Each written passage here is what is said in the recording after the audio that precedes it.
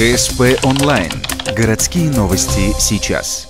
Конец лета стал для Ухты по-настоящему богатым на даты и подарки. Аккурат после празднования Дня города свой юбилей с размахом отметил одно из самых крупных городских предприятий – «Газпром Трансгаз Ухта» преодолел полувековую отметку.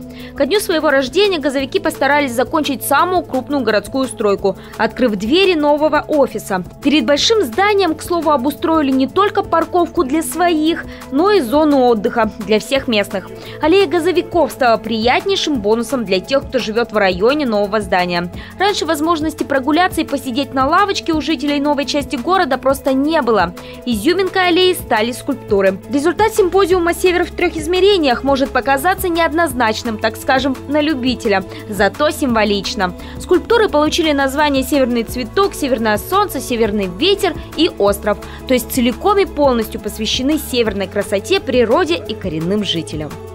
Человек в национальном костюме, да? Вот, какой народности? Может быть, он ненец, может быть, он там, да? Ну, наверное, не житель Республики Коми или север Республики Коми, да? Вот рядом, в единстве с природой, рядом там медведь у него, ну, птица сидит, то есть он, что? Это человек, опора для всего живого, что есть на земле. Вот остров такой, да, вот глыба такая каменная. Вот это в моем понимании, вот так. Как в вашем понимании или в понимании жителей, я думаю, они посмотрят и каждый как-то что-то увидит свое, я думаю. Кстати, юбилейный день оказался уж очень близким к искусству. На торжественной части выступили не только высокие чины, но и гости от культуры. Так художник Олег Сизаненко напомнил присутствующим, что не только газовики должны дарить подарки. Напомнить, как в прошлом году мы все ездили на... Была такая клюк по берегам, съездили на берег Карского моря. В материале пленэра написалась такая картина. Это вы, наверное, узнаете, это ваш Кофердам. Вот. Так. И вот как-то хочется сказать, что если «Газпром» дарит городу, хочется, чтобы вот мы, художники, что-то подарили, в конце концов, «Газпрому». Ну а уже в самом новом здании гостей снова ждала живопись. К открытию фойе второго этажа решили украсить выставкой Валерия Шустова. Оказалось, ухтинскому «Газпрому» не в первый раз повезло с директором-эстетом. Точно так же отмечали и четверть века газового предприятия. Идея принадлежала тогдашнему начальнику «Газпрома» Василию Падюку.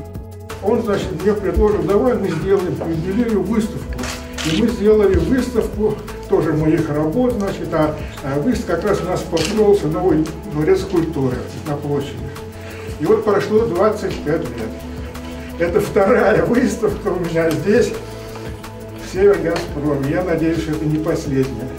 Финалом юбилейного дня стало открытие выставочного зала. Экспозицию, оформленную по последнему слову техники, посвятили возникновению и развитию предприятия юбиляра. Но на этом праздник не закончился. Мероприятие, посвященное юбилею «Газпром Трансгаз Ухта», растянули аж на 2 недели. Закроют праздничную декаду 2 и 3 сентября, в день нефтегазовой отрасли.